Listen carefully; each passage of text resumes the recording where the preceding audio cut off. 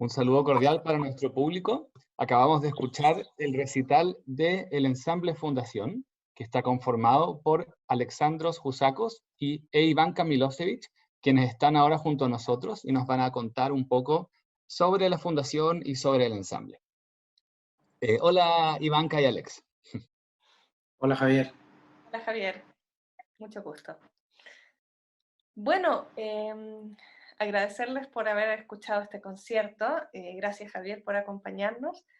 Y contarles que el Ensamble Fundación nació como una idea muy inspirada en otros ensambles de trayectoria mundial, pero nació como una idea para desarrollar uno de los pilares de nuestra fundación, que era realizar conciertos.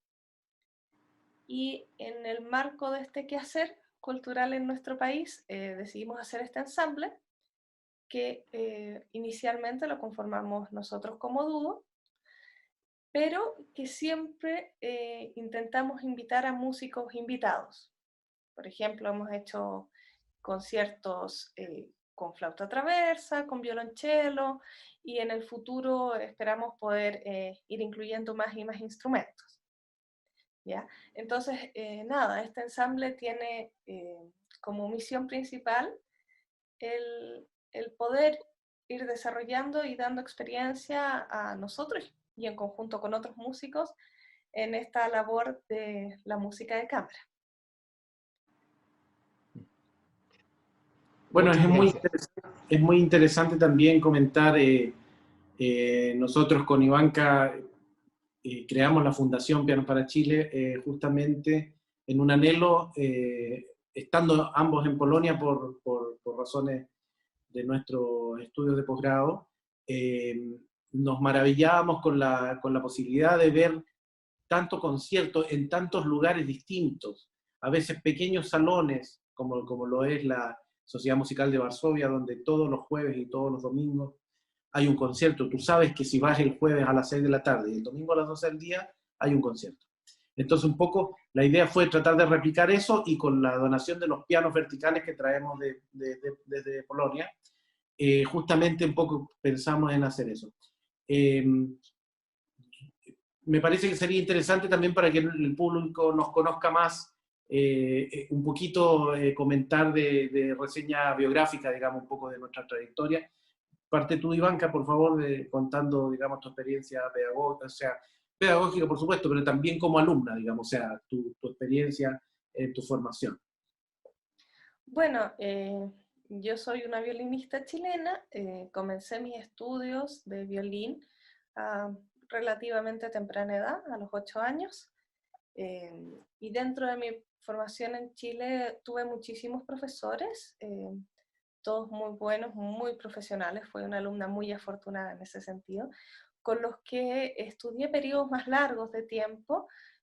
Fue, bueno, en mis inicios con el violinista Isidro Rodríguez, y luego en la parte ya media y con el cual me titulé en Chile, fue con el violinista ruso Denis Kolobov.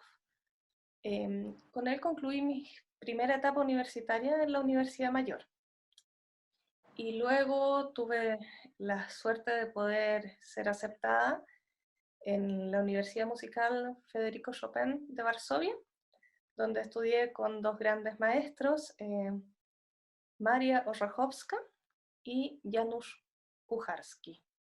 Ambos grandes violinistas y de una calidad humana importante, que me reafirmaron, además de ayudarme muchísimo musicalmente y técnicamente, me reafirmaron el respeto por la música, por los procesos formativos y por la actividad profesional, ¿ya?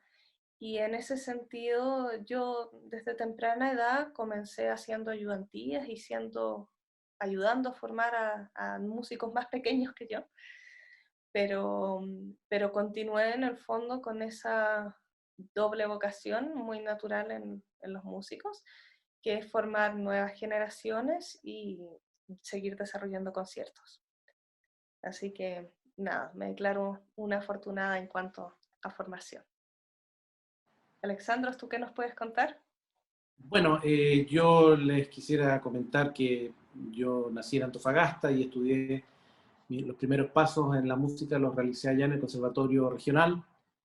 Mi maestro en Antofagasta fue Mario Baeza Cortés.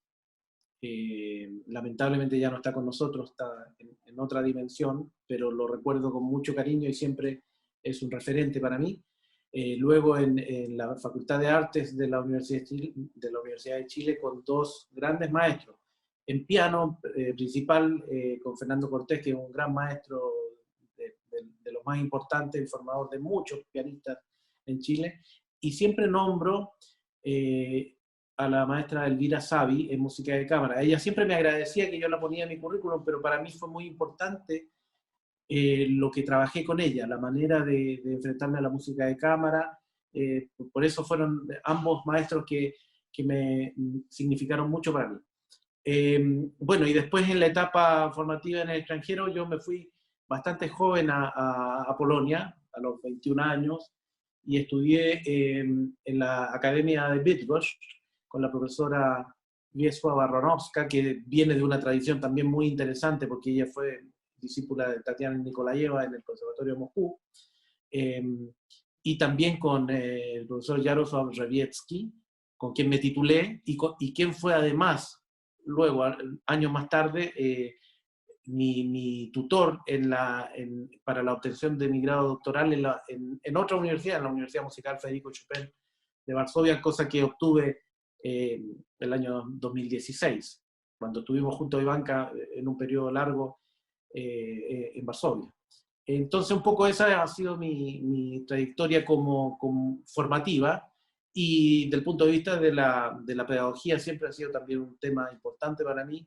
Hemos desarrollado cosas a través de la fundación, y yo he sido profesor desde la fundación del Conservatorio de la Universidad Mayor hasta el día de hoy, donde también hay un trabajo muy interesante de formación de nuevas generaciones de músicos, lo cual es muy importante porque tenemos, gracias al gran movimiento de orquestas juveniles, tenemos que incluso crear más instancias formativas superiores para poder acoger a la gran cantidad de músicos que se están formando desde los más pequeños hasta los que llegan a la etapa más profesional.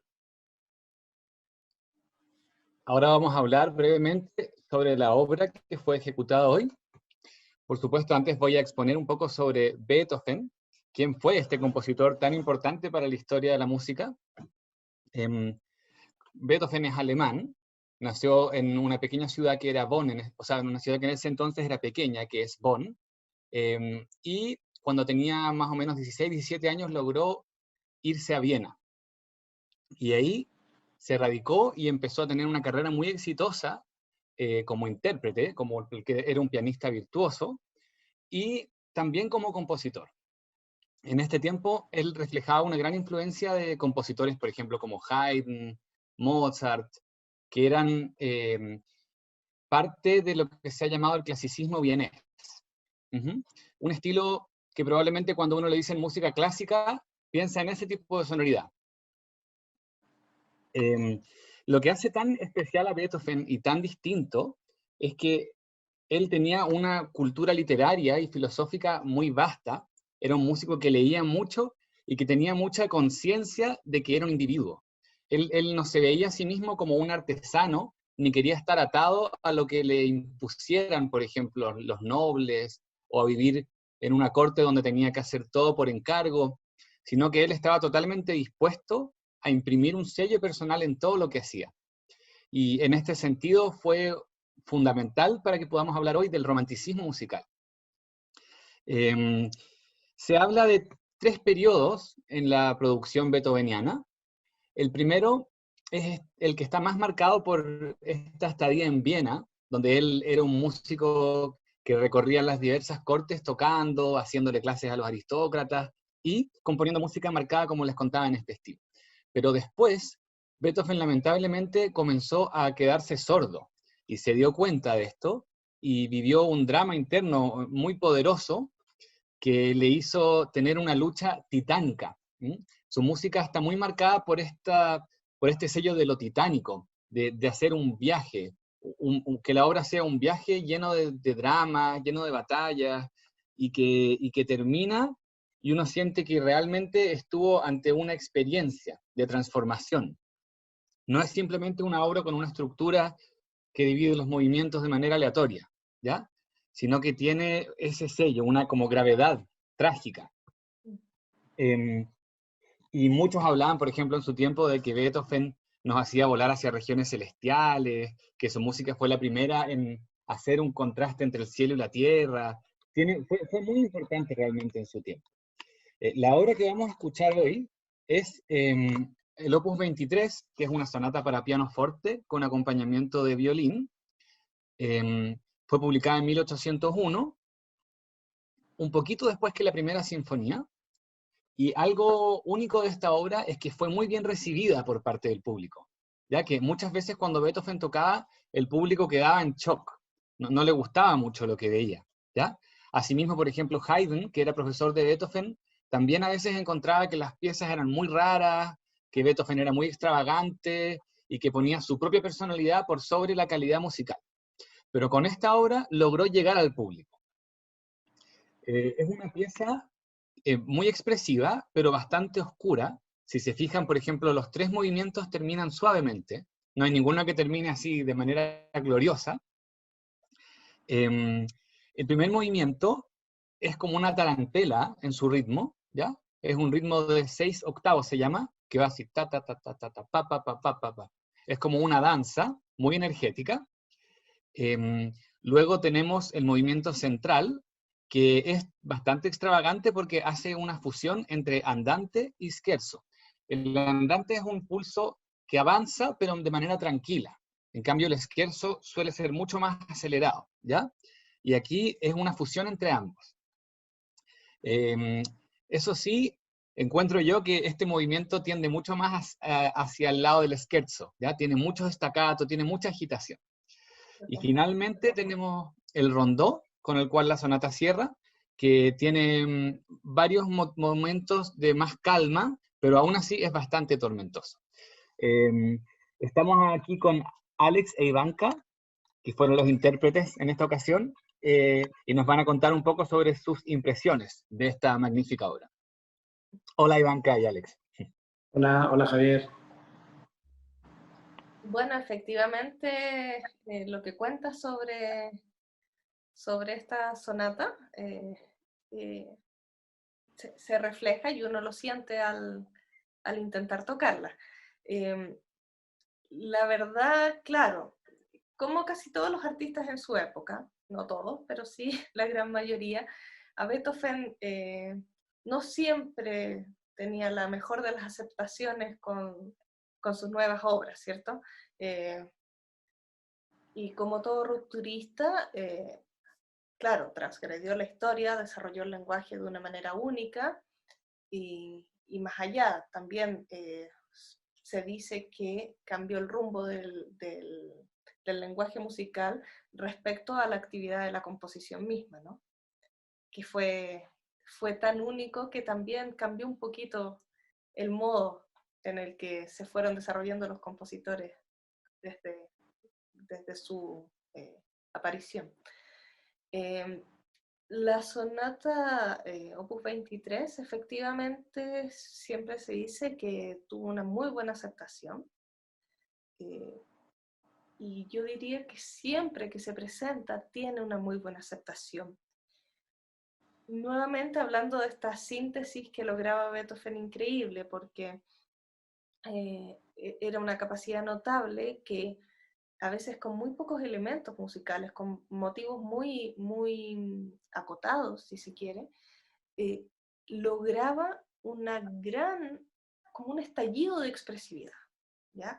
Una gran expresividad con poco. Por lo tanto, ahí se refleja el uso del lenguaje, pero magnífico de parte de él. Y yo creo que esta sonata tiene algo de eso, ¿ya? Parte de una manera muy intensa y pasa abrupta pero fluidamente de un estado de ánimo al otro, ¿ya? En este sentido es un poco distinta, yo diría que tiene más fluidez que otras sonatas para piano y violín de Beethoven, en que los cambios son drásticos, pero son abruptos. Acá los cambios son drásticos, pero son sumamente fluidos. Y asumo que eso para cualquier público de su época o hasta la actualidad hace que la audición de esta obra sea muy amena. Imagino que algo tendrá que ver. Para tocar es sumamente difícil, porque uno debe pasar de la máxima expresividad con un sonido grande, ritmos muy, muy fuertes, gran vibrato, etcétera, a una melodía como que aquí no pasara nada. Y lograr hacer eso, y por ejemplo en el violín, lograr cambiar de tocar algo muy enérgico a tocar algo muy suave, hay que lograr un dominio del arco y una relajación en la mano derecha para que el arco no quede tiritando después de hacer una cuerda gigante, ¿no? Entonces, eso es algo que en esta sonata presenta especial y puntual dificultad en ese sentido. Para mí es una de las favoritas también, sobre todo para tocar, porque la cantidad de entretención que esto nos propone es importante. Y por supuesto tiene realmente mucha entretención, pero una profundidad notable. Hay partes en el tercer movimiento, en este que tú comentabas que es muy, muy intenso y que a pesar de tener estas melodías muy calmas entre medio, jamás pierde la intensidad, que recuerda un poco, evoca un poco lo que va a desarrollar después en la gran sonata Kreutzer. Así que ahí también tiene un material que, claro, vemos que Beethoven lo fue desarrollando en sus obras y en el tiempo, así que nada, una vez más como violinista, nada más que agradecer que este genio haya escrito esta literatura tan interesante. Alexandros, ¿qué nos puedes decir tú desde el piano? Bueno, definitivamente una obra, como todo Beethoven en general, que requiere de una capacidad pianística importante. Yo diría que alguna vez lo escuché del gran pianista Andreas Schiff, que Beethoven siempre tenía un saludito que era para evitar a los amateurs, digamos. Por ejemplo, él lo comentaba en la sonata pastoral, por ejemplo, del Opus 28, que es una sonata que en general, porque musicalmente no lo es, era un poco amable para los dedos, digamos, hasta la última página. O sea, la obra dura 40 minutos, pero la última página, si es que no eres profesional, no la toca. Entonces, decía que Beethoven siempre tenía un saludito para evitar que su obra la tocaran alguien que no estaba en condiciones de hacerlo.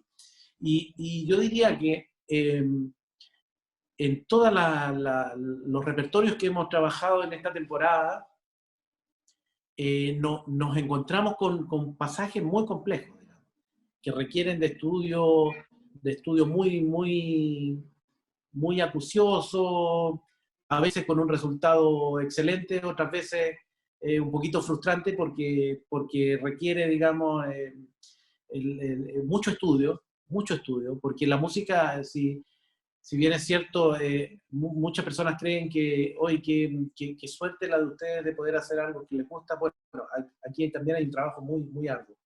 Y una de las características que tiene la interpretación musical es que va para adelante o para atrás. No se queda, digamos, en que ya me la sé y ahí ya no necesito estudiarla porque ya me la sé. No. Si tú dejas de estudiar un día, ya la cosa se resiente. Porque hay una cosa mental de concentración, de motricidad, que es muy compleja.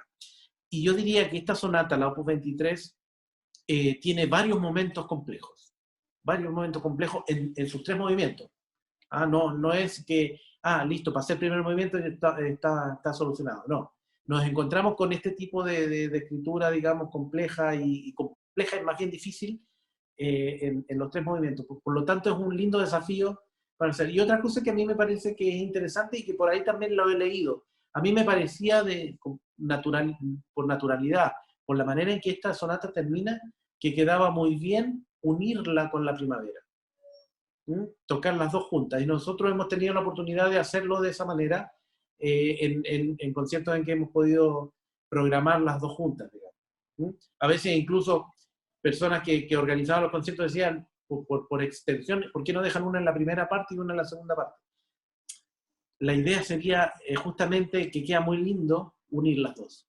En este caso, bueno, estamos tocando solamente esta Opus 23, pero si bien es cierto, están compuestas el mismo año prácticamente, están bastante unidas ambas. Así que yo creo que esas son características importantes de esta sonata, de una belleza realmente impresionante.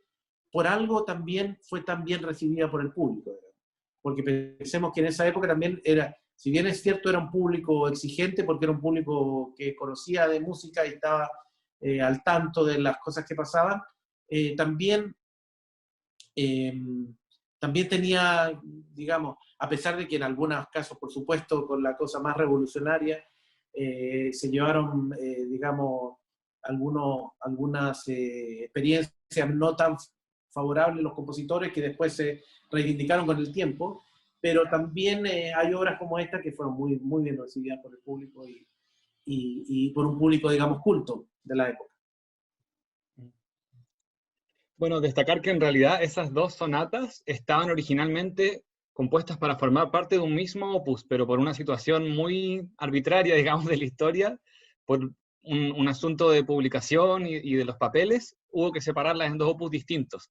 Pero en realidad eran solo una cosa antes, y en realidad es un buen reflejo eso de este contraste del que yo hablaba de oscuridad y luz, o de la tormenta y la salida del sol. Se nota mucho esa contraposición. Yo creo que por eso también queda muy bonito tocarlas juntas. porque contribuyen de alguna manera a crear este efecto como de un viaje, de una experiencia de contrastes. Bueno, muchas gracias, Ivanka y Alex. Esperamos que hayan disfrutado de este concierto. Bueno, Muchas gracias, Javier. Muchas gracias. Los invitamos entonces a continuar conectándose en nuestras transmisiones, que estarán todas en homenaje a Beethoven por sus 250 años, y las presentaremos hasta el día 20 de diciembre. Muchas gracias. Muchas gracias.